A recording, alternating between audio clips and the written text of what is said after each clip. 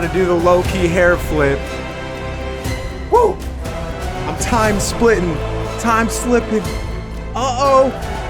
Uh-oh. Yo. What's good, everybody? Welcome back.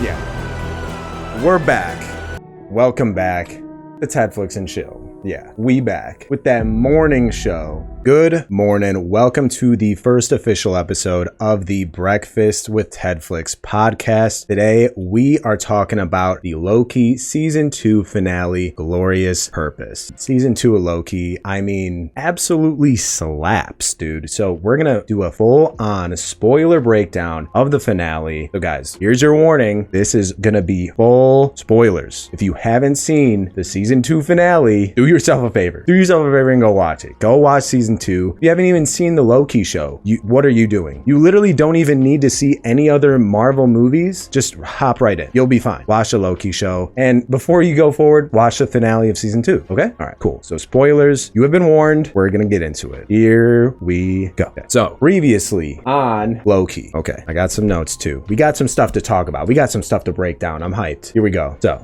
we got a little recap. This is like Sylvie talking to Mobius, my boy Mobius, about how you never checked where your life is on the timeline, and he was just like content with his life at the TVA. He never really cared. Like you never know if you never look, right? So that's that whole build up to this finale, and man, what a payoff for my boy Mobius in the end. We'll get into it, but yeah, from day one, Loki has been all about his glorious purpose. I've been burdened with glorious purpose. His arrogant ass from Avengers, you know, and he's, you know, been time slipping and sliding in all these timelines, and he's been warning us about Kang and his variants, He Who Remains. And I mean, here's the thing, there might be moments in Season 2 where you're like, okay, like where's this all going? But man, the finale just wraps everything up, and it doesn't leave you hanging. It doesn't leave you like, I don't know, sometimes I think finales kind of, I don't know, almost set things up for future shows, but this was clearly just a full circle wrap up of this entire show and honestly the entire character of Loki. So I was super happy with this finale. Like I honestly, even at the end, I'm not gonna lie, I got a little emotional, a little bit. We'll get into that in a little bit. But yeah, recap. Previously on Loki, there was a sacred timeline. Yep. But guess what? If you kill He Who Remains, all these variants, they pop up. And what does Sylvie do? Yeah, she murks him, but he's like, oh, don't worry, I'm chilling. I'm big chilling because reincarnation, baby. Whatever he's on. And yeah, he gets shanked and then he's dead. And then all of the timelines start branching like crazy. And that's essentially sets up the big problem for Season 2. Essentially, there's too many branches going on because of what Sylvie did. And the entire season, they're trying to stop the entire explosion of all of these timelines. And super crazy to find out what they actually have been doing all season is kind of been for nothing. We'll get into it. I mean, especially this whole like operation trying to have somebody in that big juggernaut jumpsuit to go and you know, put in the multiplier and have it launched to the loom, the fruit of the loom. And so dude, this Victor Timely guy, this variant of He Who Remains, yeah. But oh, and dude, like episode 5, the episode before the finale, so crazy too, about, you know, seeing people get spaghettified, and you know, Loki eventually learns how to control the time slipping. I mean, how dope is that? Honestly, he's one of the most powerful characters, I think, in the MCU. I mean, definitely now by the end of the episode, you've seen that. So yeah, it's definitely very interesting to see. Yep, they get spaghettified, and he's like, how do I stop this? He's like, you gotta control the time slip. You gotta do it. And then he eventually learns to control it. Boom, back with OB before everything hits the fan. And here we go. Marvel Studios, we are into the finale. And let me tell you guys, like the music, the composer, Natalie Holt, shout out to her. I mean, an absolute banger of a soundtrack. Dude, especially the ending song, which we will close out this podcast on. I can't actually play it on Apple or Spotify, but for YouTube, we're closing it out on 100%. But yeah, so Loki's back. He's like, oh, he does his little hair flip or whatever. Classic Loki stuff. And he's like, okay, hold up a second. I have a chance to actually make a difference. Let's change things up, right? Hey, Victor, how about you hop to to it. How about you just giddy on up? Oh, he's spaghetti. Okay. So listen, what do we really do about this? OB, look at me. What could we have done different? Is there literally anything we could have done different? What do we do? And OB is just looking at him like we were too slow. There's too much radiation. And so then we get this shot. I mean, also, bro, I don't know what they're paying their, cinematographers, the directors, the camera work in this episode. It felt like it was a lot of like, and I'm going on a positive note with this. There was a lot of, it felt like almost hand cam, like a lot of motion, like by hand with cameras, but it was smooth and natural where it didn't pull me out of the episode. Like sometimes if you do handheld, your hands naturally kind of shake. And good example of this, not to throw too much shade on it, but the Obi-Wan show. The Obi-Wan Kenobi show on Disney Plus had so much handheld cam shots, and so many of them were so shaky. It literally distracted me, almost ruined the show. But the camera work in this, they like pan around Loki so many times, and especially like at the end when he's looking at all his friends the one last time, like, ooh. This is just from every single aspect of the finale. You could talk about acting from Tom Hiddleston, the music by Natalie Holt, the camera work, the writing. This is a 10 out of 10 finale. And even the ending of it all, I mean, all right, let's continue on.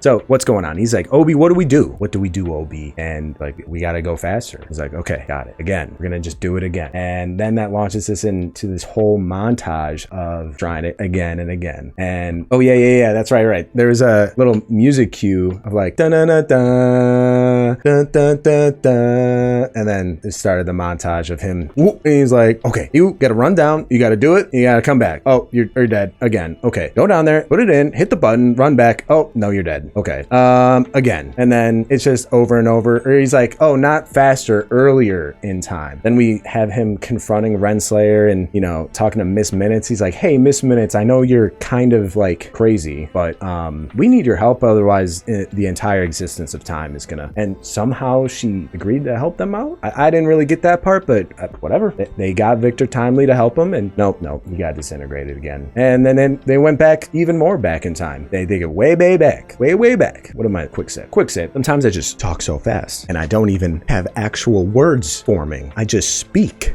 Anyways. Oh yeah, that's another thing. Okay, did anyone pick up on how when Victor Timely was like getting dressed up, whenever he would like be in the dressing room putting on the Juggernaut suit, hazmat suit, they would play an alarm sound that literally, look this up and compare it, it's exactly the tactical nuke sound effect from Modern Warfare 2. Tactical nuke incoming when you get a 25 kill streak in Modern Warfare 2, circa 2009, one of the greatest games of all time. I digress. I mean, it's straight up the exact same alarm sound.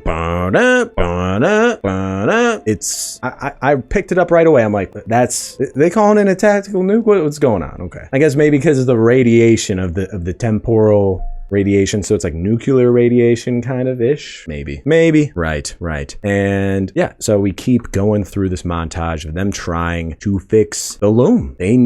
All they needed was Michael Jordan, the sponsor of Fruit of the Loom. He would have he is the goat, he is the greatest. Wasn't there like a Loki goat variant, because like Loki has horns, goats have horns? No, I don't know where I'm going with that, but yeah, the loom needs that throughput multiplier. And oh, that's right. Okay, so yeah, again, it seems to be like he just needs to keep going earlier and earlier in time. I mean, Timely's just getting spaghettified over and over again, but Loki is able to go all the way back to like, I think episode 3, the 1893 episode, when they first introduced Victor Timely. He went back to that time, brought him and Sylvie right to OB, so pretty early in the Loki season. And honestly, now watching this finale, I almost want to go back and watch some of the older episodes and kind of be like, dang, like this all like never really happened because Loki kind of pulled them from this time. I don't know. It's interesting.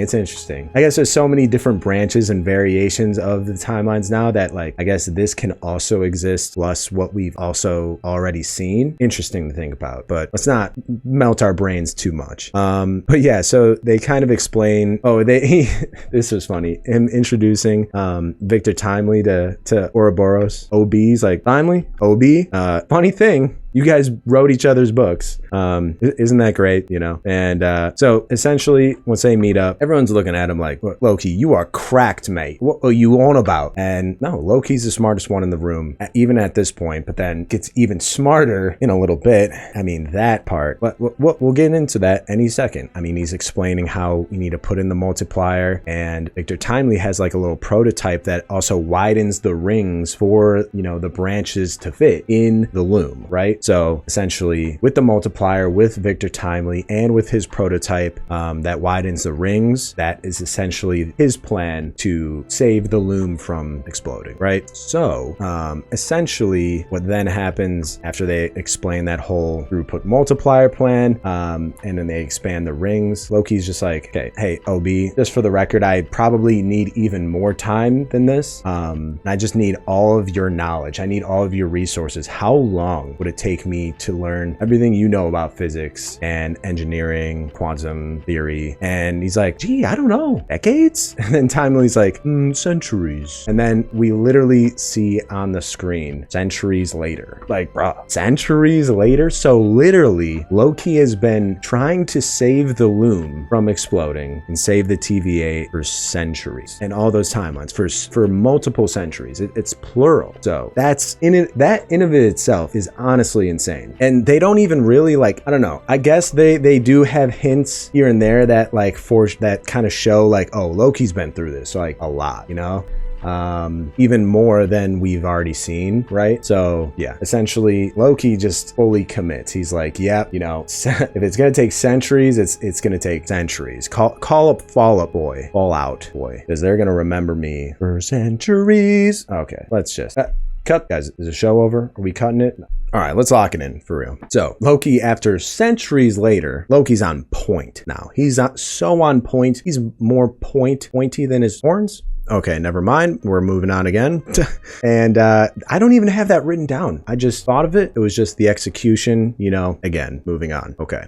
Yeah, he knows even more than OB and Casey. But how does he know more than OB? IDK. Don't know, fam. But that was Victor Timely. Hey, put your head in there. You're fine. Just put it in. You're good. And then they're like, he who remains. Access granted. Vault doors open. And he's like, yep, Victor, you volunteer. Don't worry, you do. And yeah, you got to send it. Full send it, right? And then what happens, huh? Oh yeah, right. Is this the part? Okay, so he's like explaining, you know, time to be brave. And let's see, yeah, and then he kind of like narrates and tells him how, you know, their whole plan, they got to make the rings bigger, you know, have the throughput be wider. And hey, Casey, go get that multiplier over to our boy Timely. Victor Timely, dude. We'll get to that part. That was a funny part. This part was kind of funny too. Friggin' Owen Wilson, Mobius goes up to Loki. What the shit is going on? I was like, yo, Disney Plus? What the shit is going on? Disney Plus, huh? No, but that's cool. I mean, they're about to have the R-rated Deadpool 3 be on Disney Plus. I mean, obviously after theaters, after that movie makes $1 billion, but yeah, I like it. I like a little, what the shit is going on with you, Loki? Okay, so that was kind of funny. And he's like, trust me. He's like, I don't trust you. I'm like, bro, yeah, you don't trust Loki. He knows more than OB. I think I would trust him. Yeah. Okay. Victor Timely, be brave. Okay, somebody in the comments got to let me know if this part with Loki, when he's kind of talking to Victor Timely, right? And he's essentially just like, you know, oh, you're being so brave. Like, was that a reference to like something else? Because kind of the delivery he was saying of like, be brave, you're being so brave. Like, it just kind of had a funny delivery. I thought like it maybe was like a reference from maybe another Avengers movie or something, or maybe like Thor Ragnarok. I think it might be a Ragnarok. Maybe. You're being so brave. And hey, look at our boy doesn't get spaghettified. Let's go. So then he pushes on forward. He's like, hey, put one foot in front of the other. You're good. Got this. Keeps going. He's going all the way there. He's full sending it. And I was getting a little worried for Victor. His suit's getting all beat up, and he gets like so close. He's right there. I was worried for a second that like, you know, he was, you know, gonna lose it right before putting it in or something like that, and then we'd have to go through it all over again. Or I'm glad they didn't do that. But he does does put it down for a second, and Loki's like, Victor, what did I tell you? No, bad boy. Don't put it down. You put it down, I'm gonna put you down. No, but it's gonna roll over, so don't put it down, okay? And he's like, don't do it. Oh, don't do it. Yeah. But he doesn't do it. So that's good. Then he launches it, puts it in the launcher, spins it around. They're like, oh, he's actually doing it. And he's like, yes, Victor. Now listen carefully. Hit the green button, the green one. And Victor's like, I just hit it. It didn't work. He's like, it's gonna be a little sticky. So in like parts like that where he's like, oh, the green button, and it's a little sticky. So I don't know, maybe Loki has been through this entire situation before, but they were just barely too late because the button was too sticky or something like that. And I don't know. Maybe he hit it, and then he ran back, but he didn't really hit it or something. I don't know. Stuff like that kind of made me question how many times Loki's been through this exact situation. Because he's like, make sure your thing's latched up, make sure, all these little kind of nuances that Loki picks up. He's like, don't set it down, button's a little sticky, things like that make me think, oh, Loki wasn't just like studying for centuries. He's also been through it multiple hundreds of times, even after the centuries of studying with OB and stuff. Which I don't know, it puts it in perspective in a way. It shows like he's the expert in the field right now. He is on point. He is more on point than his points on his horns. So that's a joke. Boom, landed, did it. We did it. Just like Victor, he did it. He launched the multiplier to the loom. It's like, yes, let's go. And Loki's pumped. This was great reaction acting by Tom Hiddleston. He needs to get a freaking Emmy for this episode, for this whole season. I mean, just genuine, like, pumped up for his boy. He's like, you did it. Come on, come back. Come back. Yeah. But it was genuine. He was just like, finally, our boy did it. Like, now get back. Let's go. And so he's just like, yeah, finally, cheering. It is essentially me after catching a Fortnite dub after like 4 hours of streaming or something. Shout out to Chill Night, Fortnite channel. You already know. If you know, you know. But yeah, channel link is on my channel page. If you're interested, I catch quick dubs and I celebrate like that. That's how I celebrate. Anyways, and Victor made it. Yes. And I think he said like pumpkins or something. I couldn't really catch what he said, like in celebration of making it. I wasn't entirely sure, but yeah. So then OB's like, what? It's actually working. And it was literally working. And they're like, Casey's like, everything's stabilizing and everything's all good, and everyone's celebrating. Loki's telling Timely, we did it, Omi. Let's go. But then, wait a minute. Something ain't right. OB says something ain't right. The ratings are off the charts, right? The charts, they aren't even on the charts. They're off the charts. They're off. Loki's like, it literally can't be. That doesn't make any sense. It was perfect. The throughput was perfectly sized for, and it was just like, no, it's overloading again. It's literally overloading again with even more branches, and it's like about to blow yet again. After centuries of Loki studying and probably hundreds and hundreds of attempts after those centuries of studying, after they even pull it off, it still doesn't work. Unreal. Unbelievable. I was pretty blown at this point. I mean, I didn't really fully expect it to, I mean, I don't know. I just kind of figured like maybe once they got it working, maybe like a Kang variant showed up and just kind of like, took over shop or something and beat them all up. I didn't really know what to think, but I didn't really expect, after Loki putting in the time, putting in the trials for it to still not work. I did not see that coming. So, I mean, Loki's been through it, man. You got to admit the perseverance on Loki, it's unparalleled. It's actually insane, the perseverance on him. I mean, look at him. He's going through it. He's having a hard time. And then Victor's like, yo, about this whole timeline thing, there's actually an infinite amount of branches. They're multiplying at an infinite rate, and he calls it like a scaling problem. And essentially it's like trying to divide by 0 or trying to divide by infinite. You can't do it. It's impossible. So the loom, they agree that the loom, no matter what you do, it will literally always fail. Without a doubt. It will always fail. It will always blow up. Same option will always happen to them, at least in this spot in time. So then Sylvie looks at Loki, just beaten up in defeat. Loki does a little hair flip in defeat. And this was kind of sad. I mean, dude, Loki is just the guy of taking L's. He's got an L in his name, the first letter of his name. He's been taking so many L's, and the perseverance of him, you gotta admire it. He always finds another way to keep going, you know, another reason to keep pushing and another solution. And, you know, that's a really great life lesson, some real talk. But yeah, Sylvie says, honestly, I feel like, you know, we're kind of doomed to experience this over and over again ever since I killed He Who Remains. Like, maybe if I just, I don't know, hadn't killed him, maybe we'd be okay. I don't know. So then Loki kind of looks at her. He's like, oh, you know what? Thank you. Boom. I got you guys. The music in this part, when like he's just kind of accepting, like, yeah, this part in time, it ain't worth my time. Music goes so hard at this point. So again, shout out to the composer, Natalie Holt. So good. But then we go back to the finale of Loki season 1, and where they're, you know, talking to He Who Remains, and Sylvie's trying to kill him, but Loki stops. And I thought for a second this was Loki kind of time slipping, and I even rewatched it again like a few hours ago, and I like always get this part mixed up, but then he actually does like slip back, and it is the actual Loki. And as he's like, stop, like him saying stop, and I know what you're going through, that actually isn't season 2 Loki, that's still season 1 Loki. But then right here he time slips, and then this is season 2 Loki. He's like, you don't want to do this. See, he cuts right to the point. He's like, no, don't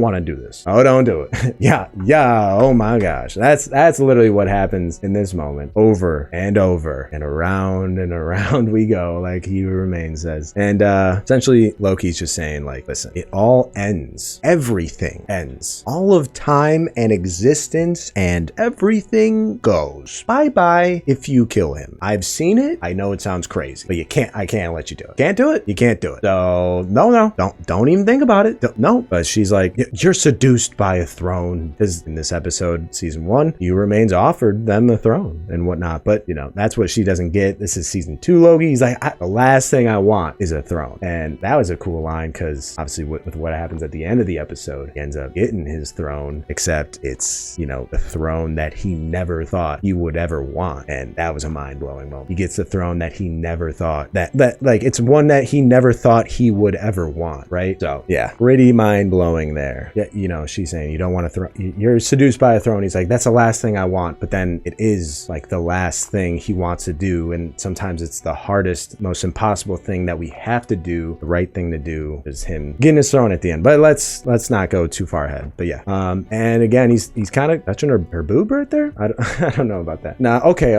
it's just upper chest. Nah, it's not. He's not getting into any. He's not feeling her up or anything like that. Let's not get inappropriate. This is okay. So essentially, he's trying to stop her, and she's like, listen, you're gonna have to literally kill me, okay? And at this point, I'm just looking at Sylvie. I'm like, yo, Sylvie, you're being kind of annoying as shit right now. Like, Mobius was like, what the shit is going on? I would have just pulled Mobius with me and have him just say that to her. Yo, what the shit are you doing, Sylvie? You not realize? Wait, just don't do it. Don't do it. He's like, you're gonna have to kill me.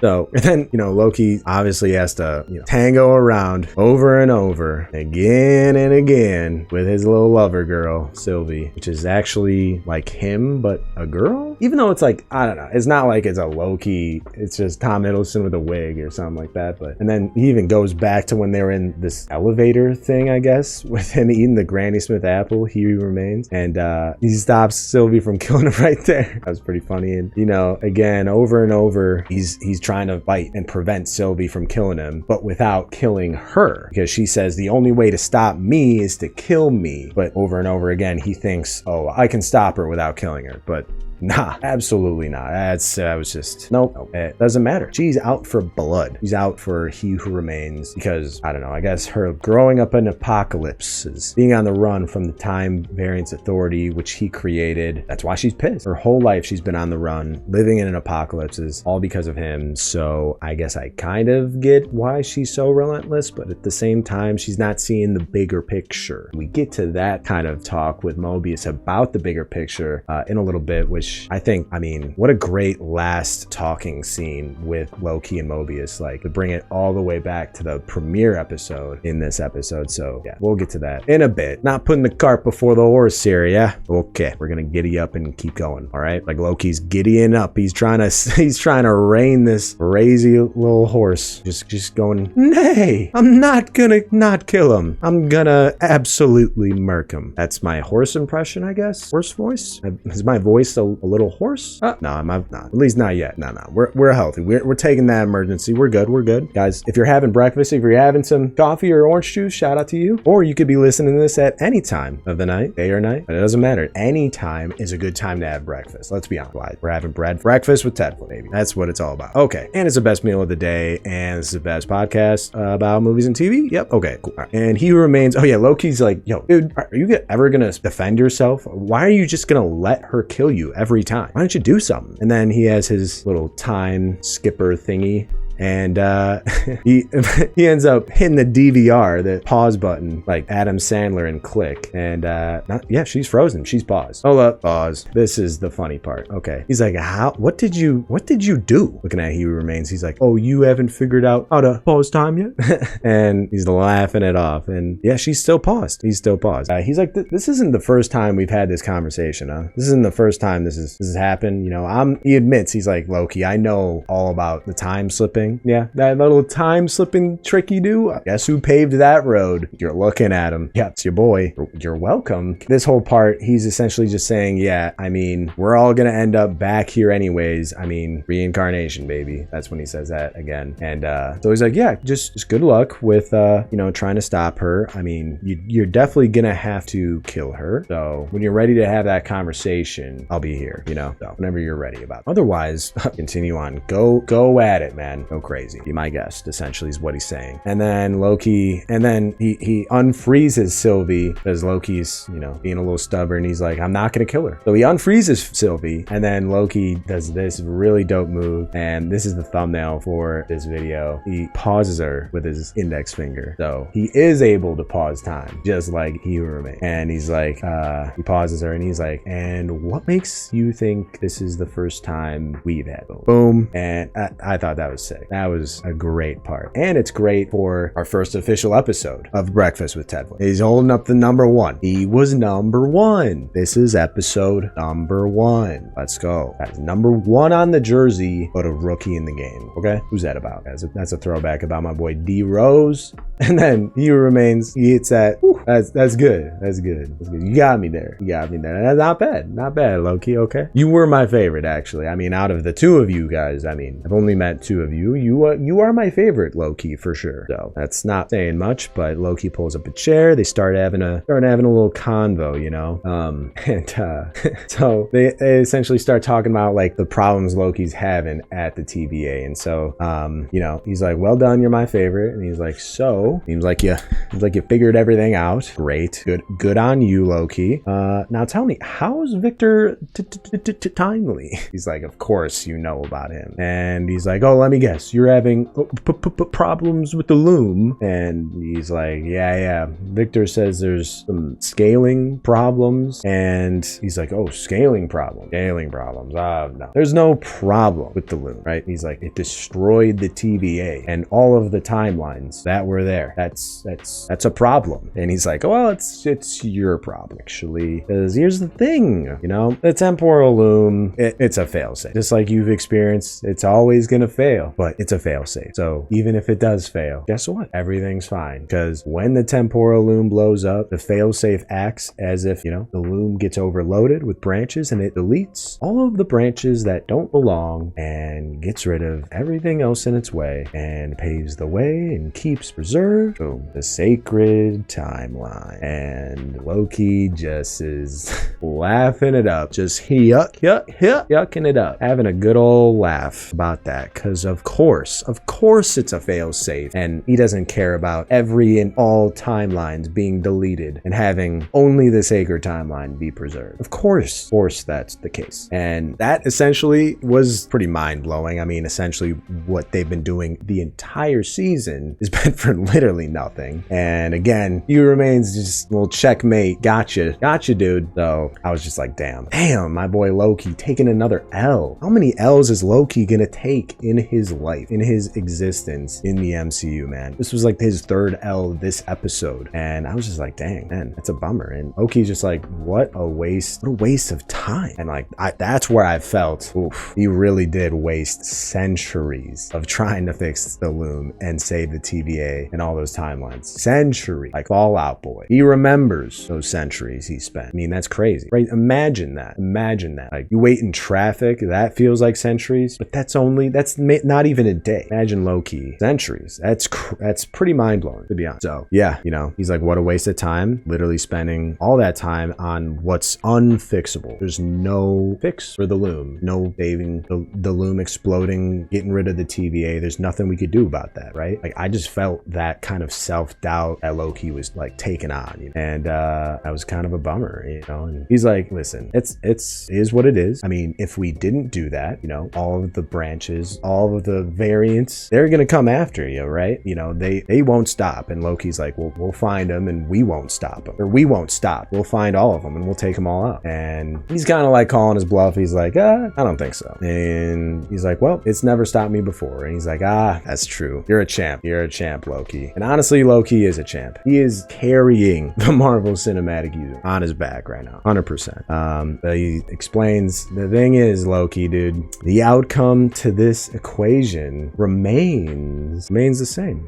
same. Like, you lose. And right there, he literally personally hands him an L across the desk, just slides it over. You lose, Loki. And Loki's like, yeah, I know. And dude, that's just, you know, that's the burdens. That's some of the burden that Loki has always had to bear, being the loser, having to hold the L, always being one step behind of everyone else. But, you know, so that's why the payoff at the end is just so much better and really just has everything come full circle. So yeah, essentially, I don't know and then he looks over to this chalkboard. So this was interesting. So I thought maybe this was a chalkboard equation that Victor Timely wrote, like back in the 1893 timeline, or maybe Loki, when he was time splitting in the future in like a different situation, maybe Loki was the one that wrote this. I don't know. I was a little confused about this part and how that got there, because I don't know, at least my take was that Loki, because when earlier when Loki was time splitting or slipping, I keep saying, sorry if I say time splitting, when it's really time slipping, slip and slide, Tedflix and chill, time slipping. Okay. So when he was time slipping earlier in the season, he would like time slip into the future, right? And in the future, he would see, you know, when he wrote like skin ? On one of the machines, like out of the dust, referring to the temporal radiation, like melting your skin off, right? And things like that. And so that's kind of why I thought maybe Loki in one of these scenarios, because Loki said, what makes you think remains? Loki writes this equation on the board for another time slip version of Loki to then see it and remember, oh, when it comes to the equation remains the same, no, you can change the equation. That was my theory about what this means. I don't know. Let me know, guys, in the comments if that is a little on point or if this is maybe not on point at all. Let me know. But anyways, so I thought that was kind of a little, oh, right. So essentially where I was going with that is like, this is a future different version of Loki who's had that conversation. He's like, you know, what makes you think we haven't had this conversation? Points at him. So essentially it's like a future Loki kind of leaving a note for him, right? And a note for himself in the past, change the equation, essentially kind of like how Harry in Harry Potter Prisoner of Azkaban sees a future version of himself kind of save him and Sirius with Vector Patronum, right? No. And essentially this moment I thought kind of paralleled that, where past Harry sees like future time traveling Harry doing it, and maybe this is Loki seeing, oh, a future version of myself who's already had this conversation, already figured out we can change the equation, we can just straight up break the loom and have all the timelines be free flowing, you know? Because if the loom is always going to blow up, then you might as well just break it and not have it explode. Just let all of the timelines be let free. So that's essentially kind of like what I thought this was kind of a Prisoner of Azkaban kind of parallel where, oh, change the equation past Loki. You can do it. Don't listen to what he says. The equation doesn't remain the same. So that was my take. So he's like, no, this was kind of like that moment. He realizes like, no, we can change the equation. I will change the equation and I'll break your loom. And he's like, like, oh, well, see, the loom prevents an all-out multiversal war where everyone dies. Like, not even the sacred timeline survives that, Loki. So how is that gonna work, right? You know, all of the peace you've ever had in your life, all the friends you've ever had, that's all been on the sacred timeline. I've been chilling up here, just remaining and watching over that. So that's all gonna go bye-bye, right? Multiversal war. What's gonna happen to all your friends? I'll tell you what's gonna happen, Loki. They're all gonna die. So is that really what you want? Can't you see what I'm offering you is mercy? And again, he's just really kind of trying to lure him over to his side. And I don't know, was I buying everything he was saying? Not even really at all. Because like, dude, how do you know that the sacred timeline doesn't even survive the multiversal war if the sacred timeline still is around, exists? I don't know. Or maybe he like, I guess, saved the sacred timeline before it could have been destroyed or wiped out. I'm not entirely sure about that, but yeah. Anyways, ooh, guys, this episode, it's a banger. It's a heater. It's a heater, but we're chilling. We're chilling, guys. I digress. Let's continue on. Moving on. So he who remains, the loom prevents, multiversal war, all that. So, you know, he explains, I make the tough choices. That's why I get to sit in the big chair, right? To keep us safe, you know? Can't you see what I'm doing is mercy? And so this part where he's kind of explaining, talking about like, you know, I make the tough decisions. That's why I sit in the big chair. That again comes full circle with the end of the episode. Loki has to make a tough decision to sit in his big chair, his throne at the end, to keep everyone else safe. So I thought that was a cool parallel, cool kind of tease for the end, you know, on a rewatch, picking that up. So yeah. And Loki's like, mercy for who? For me? For you? Who's actually getting the mercy? He's like, no, I'm gonna find another way. I will find another way. And there's a will, there's a way. I'm like, let's go, Loki. You will find another way. You will. And he remains just still like, man, you're just okay, go for it, have fun, you know. But you're gonna have to make a hard choice at some point. You're gonna have to realize it, you know. So go ahead. You're gonna have to make the hard choice. It's either break the loom and everyone dies from the multiversal war, or you kill Sylvie, you kill her. And Loki's just like, oh, and then in this moment, Loki then time slips, because this is where he who remains is like, what are you gonna do? Or he's putting on that ultimatum: you kill Sylvie or you break the loom and everyone else dies from the multiversal war or whatever. And so then boom, we go back, or Loki goes back, time slips to episode 1, season 1 of the Loki show. And this is a great conversation between, at the time, at this moment, this is season 1 Loki. He's still his kind of evil, you know, self from the Avengers, at least until our Loki pops in. Time slips right there. But before, in this conversation right here, let's see, do I have it? Oh yeah, right. You know, because Mobius asks him, it's a great transition, because he who remains sets up, what are you gonna do, the loom or Sylvie? And then boom, he time slips, and then Mobius is like, what are you gonna do? Great transition, right? And then old Loki says, finish what I started. Again, kind of just a great line, especially from an older version of Loki. He wants to finish what he started, and boy does he do that at the end of this episode. But it's not the way he expected it would go, right? So what he says, claim my throne, or right, exactly. He says, finish what I started, claim my throne, but it ends up being a throne that he never thought he would ever want. Crazy mind-blowing stuff right there. And Mobius is like, so you want to be king, huh? And he's like, I don't want to be, I was born to be. And Mobius is like, king of what exactly? And you know, that's that whole old glorious purpose, which really is what Mobius is trying to tell him is a fallacy. You know, your glorious purpose of being king of what? You don't even really know what you want to be king of. So that whole fallacy kind of gets brought out and exposed to him. And now we get, boom, season 2, end of season 2 Loki, where, I mean, couldn't be a different version of Loki than that version, you know, totally different, right? So much growth, so much he's learned. I mean, just in this episode alone, he's gone through centuries of grinding, trying to figure out how to save the loom and save all those timelines and whatnot. So yeah, essentially, you know, when it comes down to it, he's like, listen, you know, Mobius, you know, stop. I get it.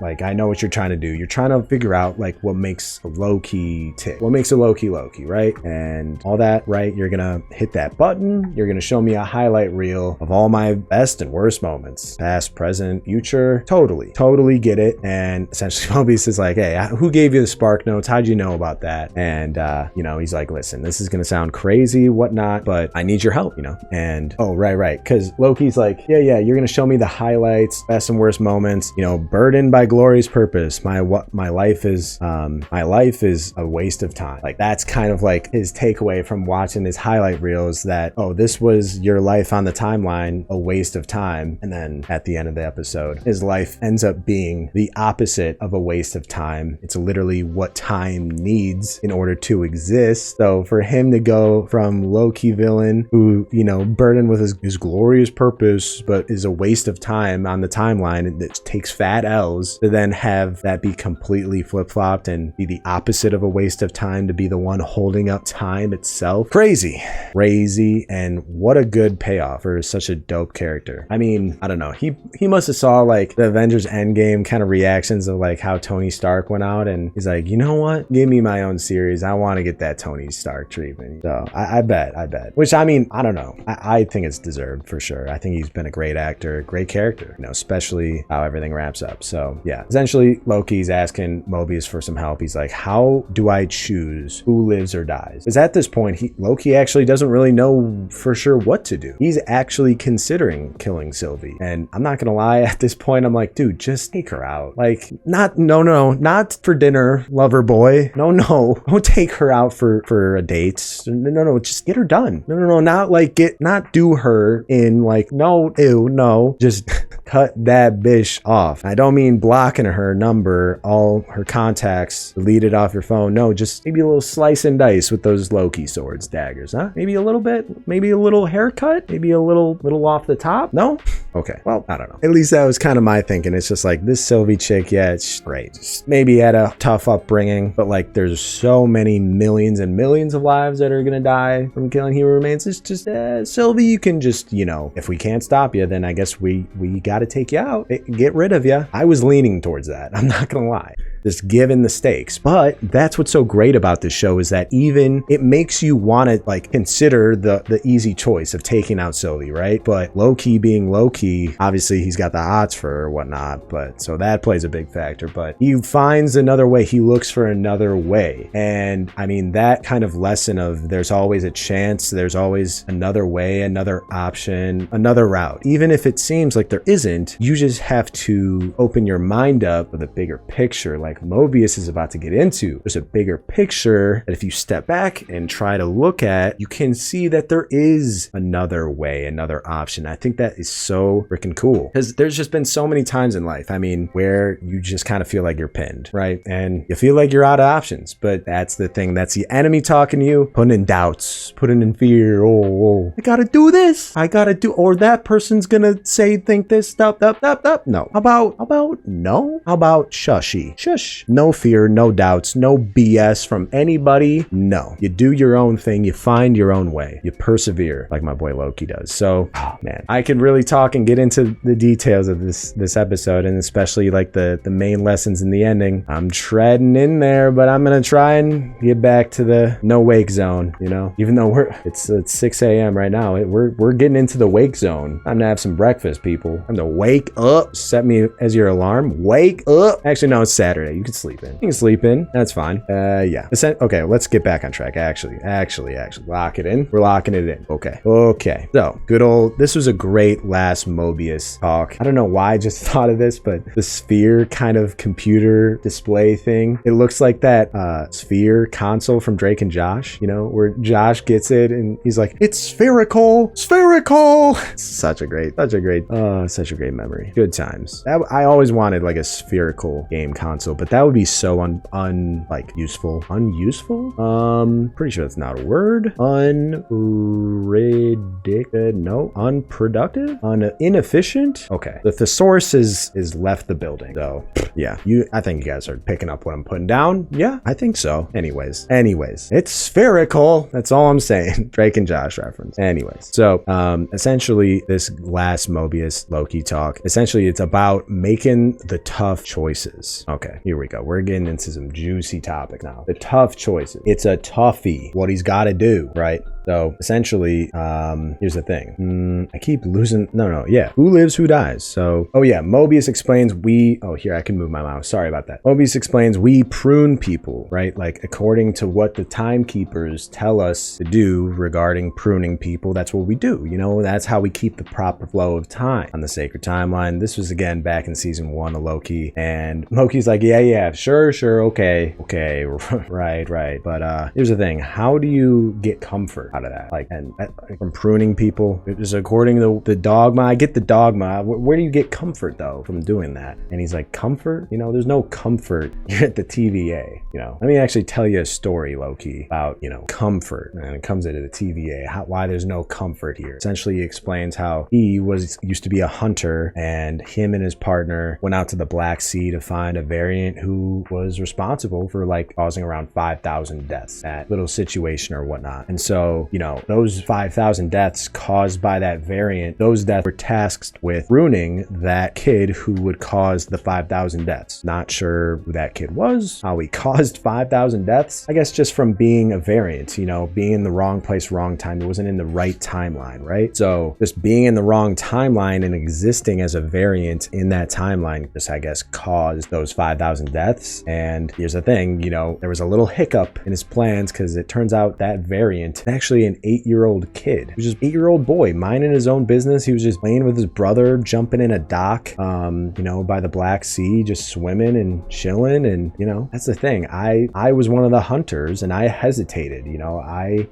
let's see. Oh, he says the more that I did, the more I did, the more the more I hesitated, right? He explains I hesitated, and the more I hesitated, the more timelines started to branch, and that caused more and more variants that went out and let loose. So my partner had to step in and prune the kid. But by then it was already too late, and a couple hunters died, all because me, that one hunter, hesitated to prune that little boy. I lost sight of the bigger picture, essentially, is what he's saying. And that's when we get into this big picture talk. Mobius is telling him, you gotta keep the big picture in mind, the big motion picture. You gotta keep that in mind, even if it's depending on you making a hard, like, personal choice. You gotta keep that bigger picture in mind. It's on a bigger scale, especially with like when it comes to time. You gotta keep in mind the big picture. That's what his advice to him. Gotta keep big picture in mind.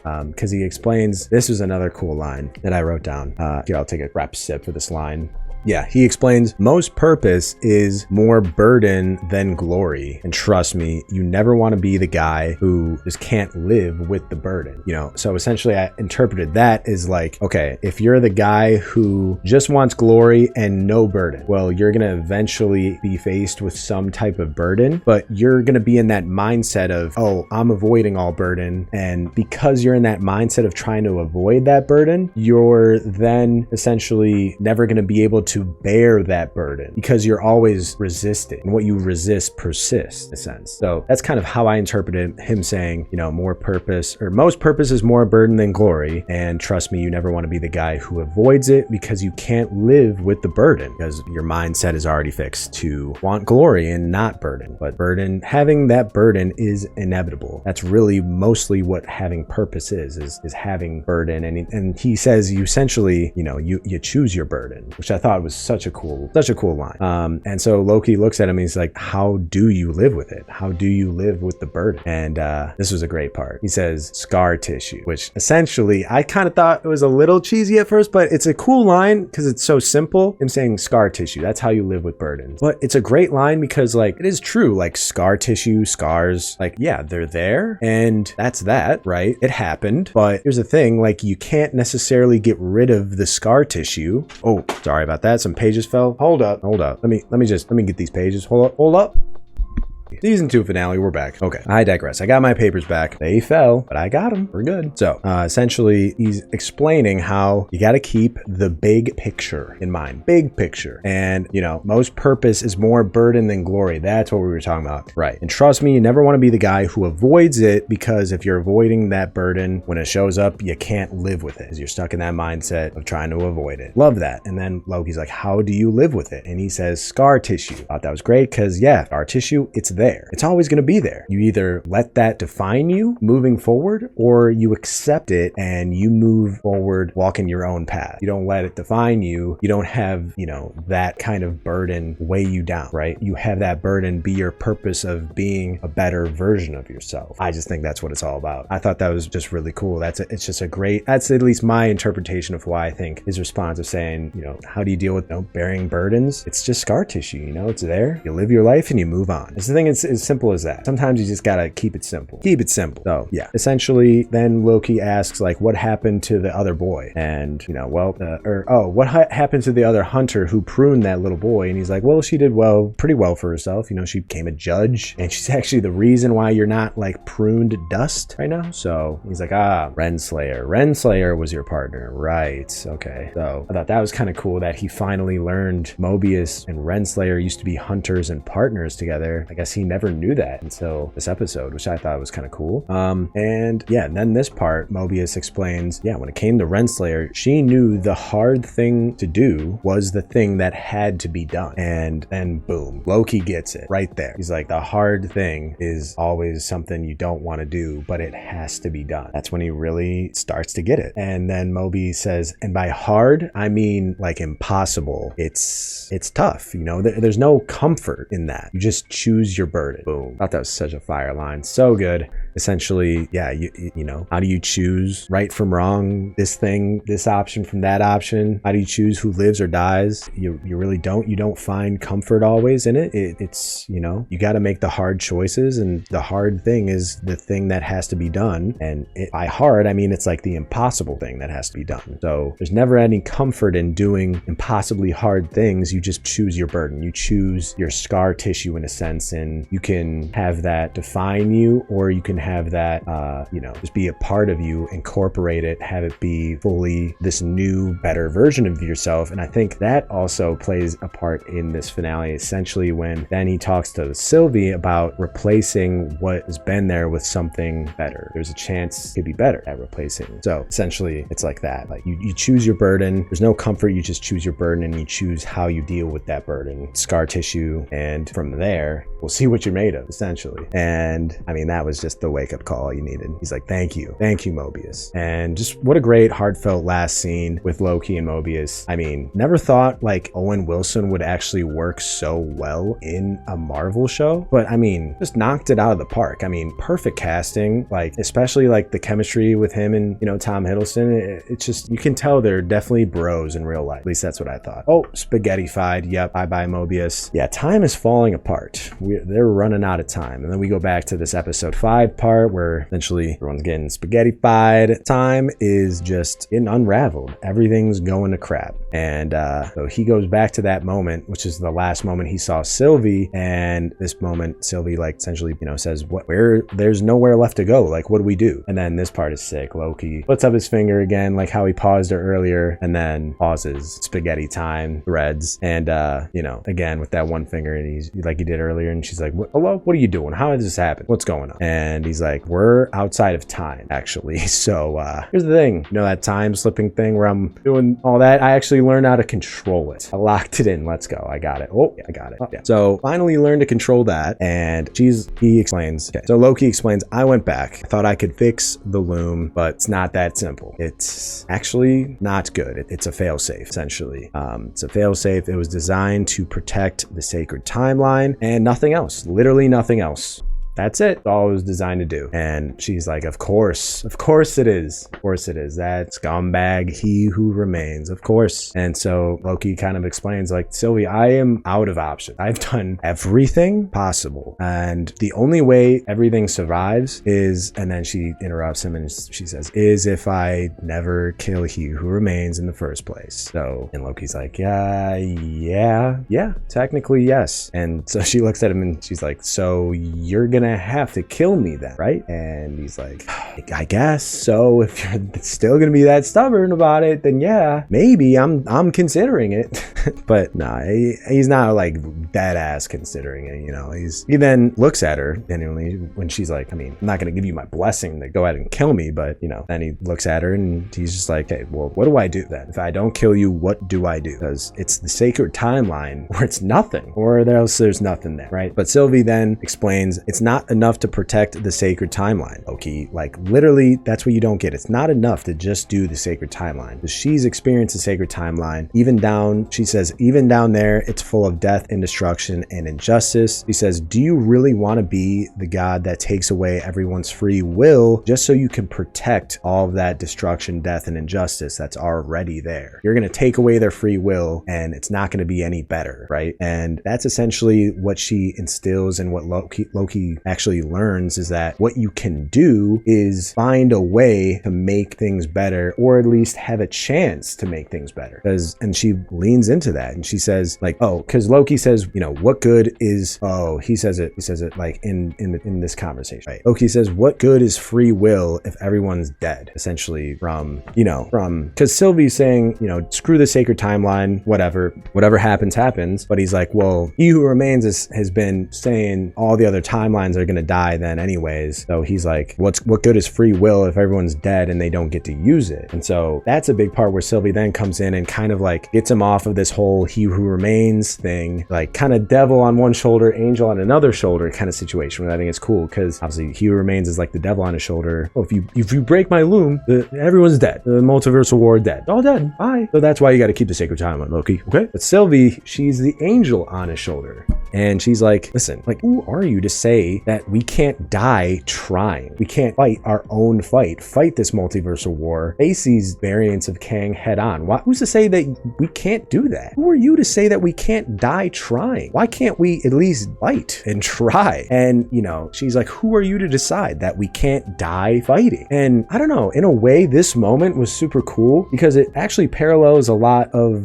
the lessons that was taught in the Ahsoka show with Anakin and Ahsoka in the World Between Worlds. Essentially, Anakin is saying, you know, you either live or die. You either live life true to who you are and, you know, you always fight against the odds and against any kind of shadow of any doubt. You always fight. That's how you live. That's how you survive. You know, you face your fears. You don't turn your back on people. You're a warrior. You're a survivor. You fight to live, right? And she's like, who are you to say that we can't decide if we want to give our lives up and fight the good fight, right? He's like, you're going to take that option away from people. They could fight. They could try to fight and live, and they have a chance to do it, but you're going to take away that chance. You're going to take away that option from them. Who are you to do that? You're sounding like he who remains. And then she says, this is where Loki kind of gets it. She says, you're replacing one nightmare with another. And like, that's where he kind of gets it. Cause she's like, I've lived through apocalypses. I've learned it's okay sometimes to destroy some things, to let some things be destroyed. So essentially Loki kind of realizes now, all right. So essentially Loki realizes now and kind of is thinking to himself, so we destroy the sacred timeline and destroy the loom, right? For the hope that we can replace it with something better. And like, even if that means doing the impossible, the hardest thing possible, but ultimately the right thing, you know, if there's hope that you can replace that thing, then if you can replace it with something better, then, you know, that is obviously the better way to go. So that's where he realizes, okay, you know what? She's right. She's the angel on my shoulder. You know, it's okay to destroy the sacred timeline. It's okay to destroy those, you know, peaceful memories that you have on the sacred timeline, because if you destroy the sacred timeline, destroy the loom, that gives us hope to then fight the multiversal war and gives us hope to replace the loom, holding time together, and replace it with something better, hopefully, right? So that people can actually have the option to live the life they want to live. And I think that's super cool. He realizes, if there is hope that you can replace that thing, which is the sacred timeline and the loom, or something better instead, and then that's when he knows what he has to do. Stops right there, and then he time slips on out of there. Pieces out, and he goes back to when the vault doors were opened. He who remains, access granted. And the vault doors open, and this is like a cool panoramic, like handheld shot, but not shaky at all or anything like that. Him looking at his friends one last time in person, as he knows what he has to do, even if it is the hard thing to do. And by die hard. Mobius says it's like impossible. He has to literally give up his own life and never be with his friends ever again. But it's for the bigger picture, like Mobius said. And like what Sylvie says, he's giving them a chance to fight and giving him a chance to replace what He Who Remains set up with the loom and replace it with something better. And what's that something better? Loki realizes it's him.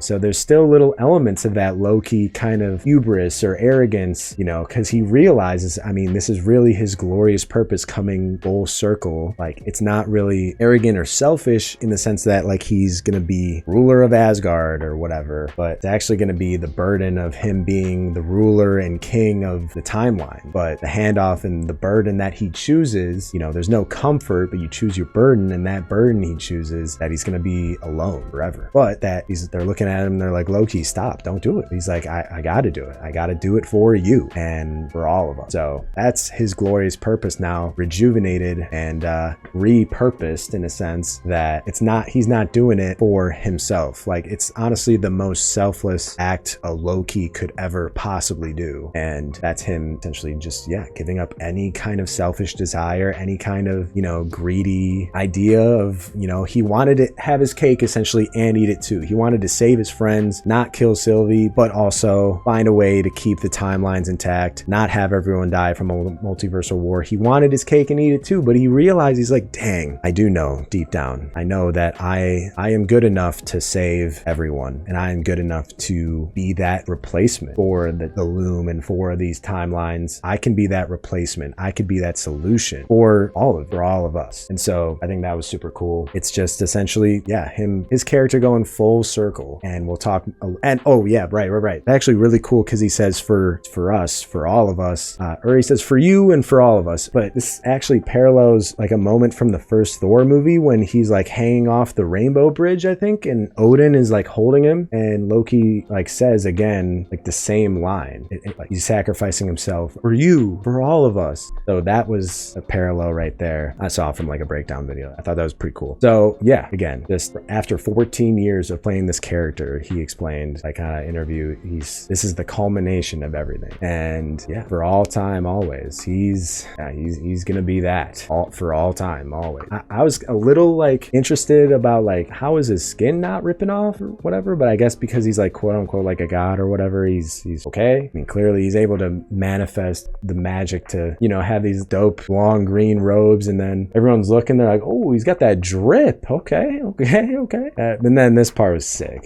His Loki horns growing out, but it's cool because it's not like the shining glowing gold horns like he was wearing in the first Avengers. It's just like all jet black, and he's wearing his, you know, kind of classic green and gold Loki robes and stuff like that. And, you know, instead of having like a golden horned kind of crown, it's just like a simple black design for his horns, just like more practical. Like, he is like giving up that selfish hubris of like being a ruler, having a gold crown, and now he's being the more practical, selfless Loki that I guess he is now meant to be, his glorious purpose. And that's why it's black and not gold. I thought that was really cool. And I mean, that shot right there, I mean, dude, come on. I almost made this a thumbnail, but I was like, I'd be a little spoiler heavy. I mean, I wouldn't want to ruin this shot or have anyone be spoiled of that. And he uses his magic to break apart the timelines, or he breaks the loom, which, you know, in a sense prevents it from exploding and killing everyone. It allows all these branches to like kind of exist and commingle, even though it gets all crazy and whatnot. And then this part was really creepy and like ominous, like all these timelines and branches like turn dark, and it turns like all spooky and dark everywhere. And I was like, yo, are they about to pull like an Infinity War ending? Like, I thought they were gonna do like a cliffhanger right here, kind of like, oh crap, like Loki being Loki again, doing his Loki things of, you know, making things even worse by trying to fix things. And I guess in a sense that's kind of what happened, but Loki at this point is a Loki who has persevered and tried to find a solution and another pathway for every kind of situation. So he is like the ultimate Loki for this moment in time, for when he unleashes the loom. He is the exact Loki he needs to be, and realizes that he has the power and magic to fix these dying timelines. So literally his magic, and he is the only one who can do that. He realizes that. And so Again, Obi's like, the timelines are dying, whatnot, but Loki's grabbing each timeline, like, you know, over and over, again and again, kind of like earlier in the episode when he's like, again, and again, trying like to, you know, stop Victor Timely from getting spaghettified in this place, or, you know, trying again and again to not kill Sylvie and have her not kill He Who Remains. His perseverance, it's top tier. It's unparalleled. No matter what he's faced with, he finds another way. I just think that's sick. I think that is so dope. So he's grabbing all these timelines, he's fixing them with his magic, whatnot, and look at all that. That's sick. Like, I don't know. Kind of reminds me of like the neural pathways, kind of, in like your nervous system or whatever, kind of like neurons, kind of. But then this like big light shines and opens up, and I was like, yo, what is this? Like, I thought this for a second was like a Kang variant was about to pop up and stop him or something like that. But yeah, let's see. Right. Saves another and another and another, and yeah, that light opens up, and then Loki looks back one last time, looks back at his friends, and that was kind of sad. That was his last time he looked at him with his own eyes, at least. And so then he starts to step forward, and he steps forward. He sees that's the end of time, like where He Who Remains is, and or I guess he isn't there now at this point in time, because he got killed by Sylvie. So he then steps forward and becomes the new He Who Remains at the end of time, and literally steps into that role, but brings all of those branching timelines with him to the end of time, so that he not only saves all of his friends, but he then saves all of those branching timelines and gives those timelines a new, wide open, endless amount of space at the end of time in order to save every single branch. And what a brilliant idea. I mean, it kind of presented itself to him, so I guess it was kind of meant to be in a way, right? But I mean, how crazy is that? He's, you know, he's doing the most selfless thing Loki can do, gets all the branches that he possibly can. He's climbing up the rocky steps, and I mean, this moment was sick. He's climbing up to like where He Who Remains like used to be, and he's got himself a throne now. Like, isn't that sick? Him carrying up all these timelines, Loki carrying up all these timelines, like having all these branches. Like, this is literally just me carrying every single bag of groceries one trip. That's essentially what I thought. Yeah, he's carrying all the groceries in one trip, every single branch, every single timeline. And it's cool because like the Loki gold kind of goes onto the chair, his new throne, even though it's a throne he never thought you would want or ever want. And I don't know, I think it's cool because like now he's not like the new He Who Remains. I think he's now just the new timekeeper, because they used to call the, you know, He Who Remains like the timekeepers. He's literally now keeping time intact. So I don't know, he's the new timekeeper. That's pretty sick. And I mean, this gives everyone a chance, you know, to live the lives they want. You know, he carries all those branches up, like every single bag of groceries, right? And he finally sits down on this throne, and that gives him the power, in a sense, in that moment where once he's got all those branches, he sits down, and then he does a little chest workout. He does a little you know, bench press fly, dumbbell fly, you know, and he's straight up is, I mean, he's definitely getting swole lifting all these timelines, doing that dumbbell bench press fly, incline dumbbell flies, and then he pulls it all together, and while sitting in his throne, and then boom, he has the power in that moment to fix and heal all branching timelines at once. And then it goes to black, cuts to black, and it says after. And I was like, dang, all right, so he did it. He literally saved and gave everyone at the TVA a chance to fight back against any of these Kang, He Who Remains variants or whatnot. And then the first thing we see at the new TVA is like this poster of, you know, the timelines are now being represented as like a tree. And then we actually see this not only at the end of the episode, but then we see like on one of these screens, I don't know if I have a screenshot of, or yeah, right here you can actually kind of see when they're managing the new flow of time, it's like shaped as the timeline tree that Loki is literally holding together. So thought that was pretty sick. Those are like the branches up there, roots down there. So now it's not a sacred timeline, it's like a sacred tree time. But somehow Miss Minutes is still hanging out and up and around. I wonder if it's like a new version of her. I thought they like deactivated her in their timeline, so I think it's a new version that OB created. She's like, how do we know that Miss Minutes isn't gonna rebel and try and kill us again? And OB's just like, I don't know. Yeah, short round, okay, sure, bud. That's definitely very comforting.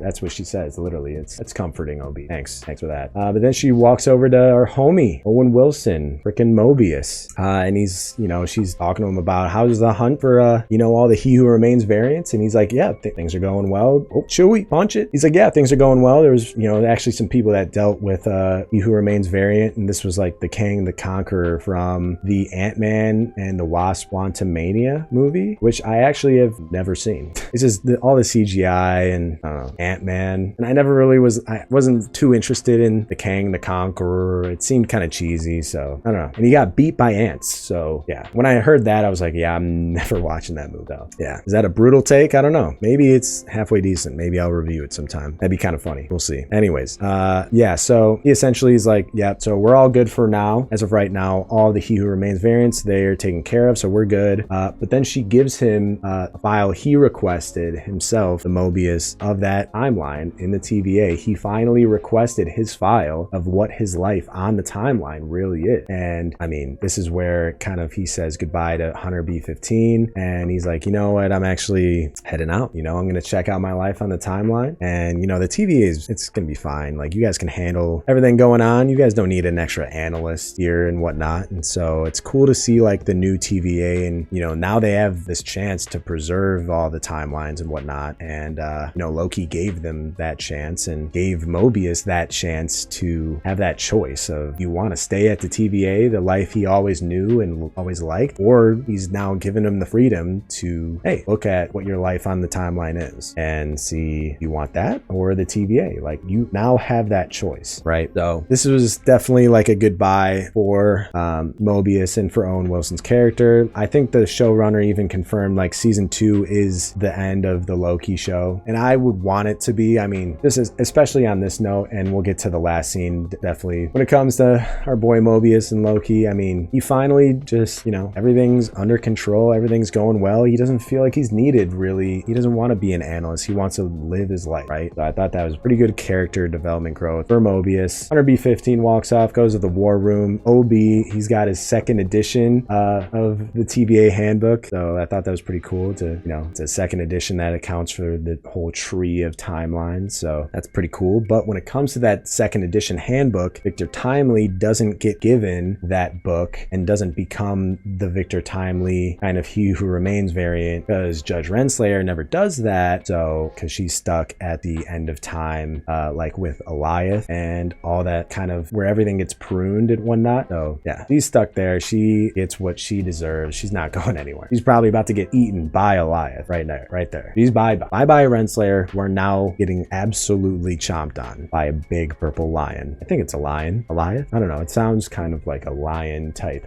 creature thing. I don't know. It definitely looked sort of similar. Kind of gave me like Lion King Mufasa vibes when I saw it. I don't know. Anyway, here we go. This is what we've been waiting for. We finally see Mobius checking out his life on the sacred timeline, which is him having 2 sons and raising a family and being a jet ski salesman. And we see this jet ski Sea-Doo in his garage, and he's playing with his 2 sons, and he's watching over, and he's like, dang. I mean, that face right there, he fully just from a facial expression, like, you can tell he's like, dang, this is what I've been missing. Like, it's perfect. This is perfect. He thought he had it made out in the shade at the TVA, having all those key lime pies and whatnot, messing with Lokis and stuff. But dude, like, what beats that? Being a dad who's got a, you know, dope job selling jet skis, that's self-fulfilling and whatnot. And so then we get Sylvie walking up, and he's like, you know, hey, the yard could use a little work. She makes a little whip or quirk at him, whatnot. And he's like, nah, the yard's perfect. I mean, I wouldn't want it any other way. Like, he's just like so in love with like his whole neighborhood, his house. He's like, it's the best house on the block. So it was like really heartwarming to see him like fully appreciate his life on the sacred timeline and whatnot. She's like, it's weird Loki isn't here, isn't it? He's like, yeah, it is actually. Kind of also weird that you're here out of nowhere, but that's all right. And he's like, well, I guess I'm just gonna go. And she's like, see ya, right? He's like, where are you gonna go? Where are you possibly gonna? And she's like, yeah, I don't know. I could go anywhere I want, right? I don't know. You guys like Sylvie? I think she's all right. Even though she was getting kind of annoying when she was, you know, over and over trying to kill He Who Remains, whatever. But hey, it ended up working out. She totally lucked out. Even though she lost Loki, that was the price that had to be paid. But yeah, and I definitely like her look with the bangs. Definitely rocking those bangs for sure. So she's just gonna live her life, do her own thing. She's probably, I guess, gonna be our new Loki for whatever Avengers movies happen. I guess. I don't know. I'm guessing we'll definitely see her pop up in some movies and stuff. But I mean, I I doubt we'll ever see Mobius again. And I mean, he just says oh, this part, I'm gonna get choked up. I'm gonna get emotional.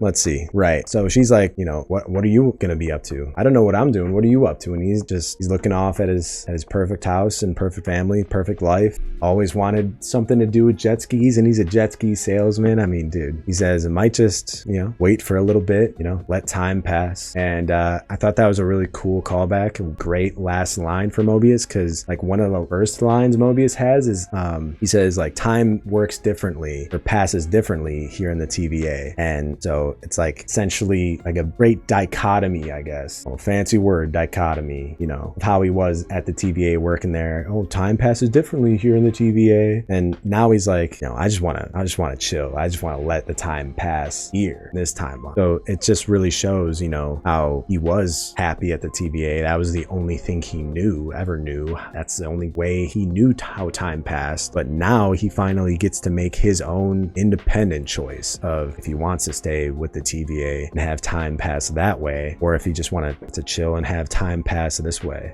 He gets to make that choice to live his life on the timeline in his own term, right? So he just says it's gonna stay there and have time pass. And that just means he has finally found his true purpose. Talk about glorious purpose. I think in a way is like a double meaning. It's not just about Loki and his glorious purpose. It's about Mobius and his glorious purpose as well. He has finally found his proper spot on the timeline. He finally chooses to just chill there, let time pass, and maybe eventually he'll go back into the moment in time to when he was plucked out of and just be put right back in. I would imagine so. That's definitely what's gonna, I think that's almost in a way kind of implied, to be honest. So yeah, he replaces his analyst life with a life of his own choosing, his own fulfilling purpose. Went from being an analyst at the TVA doing what the only thing he's ever known, to then living his own fulfilling life, what he's always wanted to do, sell jet skis and have his own family. And when Loki hears this, I mean, you have this great musical score playing and it pans out, and I was like, oh no, it's ending right here. I thought it was going to cut to black right here, but then thank goodness it does cut to black, but then we go and it fades into the timelines, and I'm like, yes, one more shot of Loki. And man, what a final shot this is. I'm starting to get chills. Like this is breakfast with Tedflix, but man, we are chilling still on Tedflix and chill. We're getting some chills as Loki hears that Mobius has finally found his own glorious purpose. And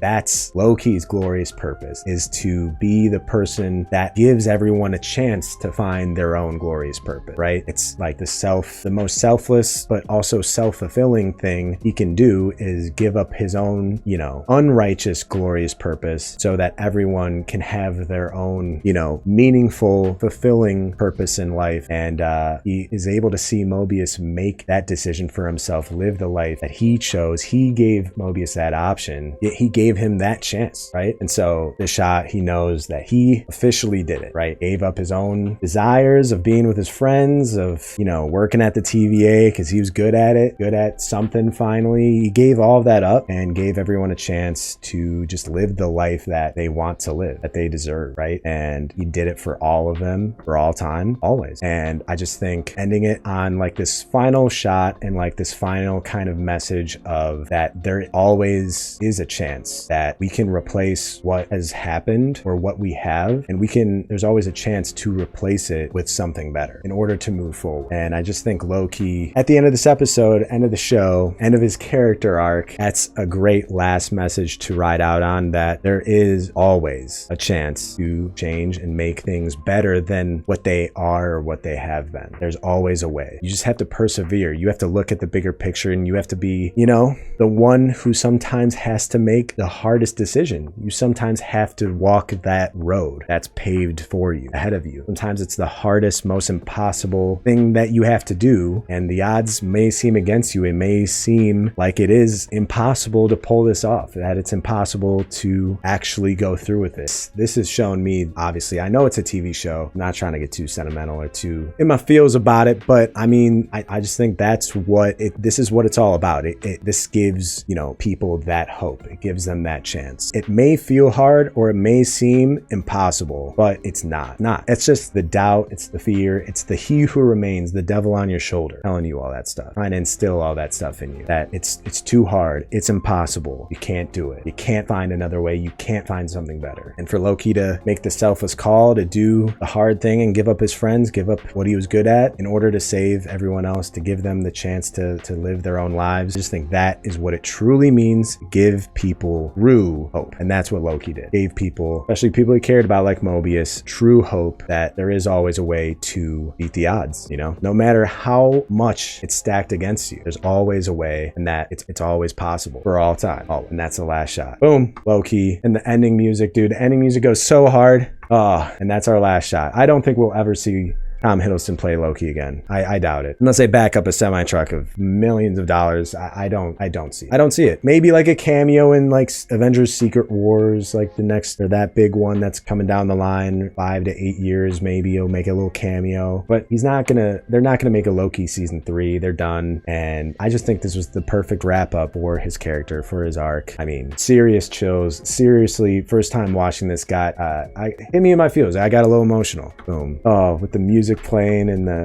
I can like hear the music and then end credits, man, that's it. That's Glorious Purpose. That's the Loki season 2 finale, and that is my live breakdown for our first ever episode of Breakfast with Tedflix. Hope you guys enjoyed. Again, links for the Spotify and Apple podcasts are going to be in the description. Breakfast is most important, best meal of the day, and this is the most important, best movie podcast that you can enjoy any time of the day that you like. You get to choose your way. You get to have it your way. So boom, I think that's how we end it. We're ending it like Loki ended it. We're allowing people to, you could have your breakfast for dinner, have it for brunch, have it for breakfast, but have it with Tedflix. Thank you guys for listening, and thank you guys for watching. Take care of yourselves and take care of each other. Peace out.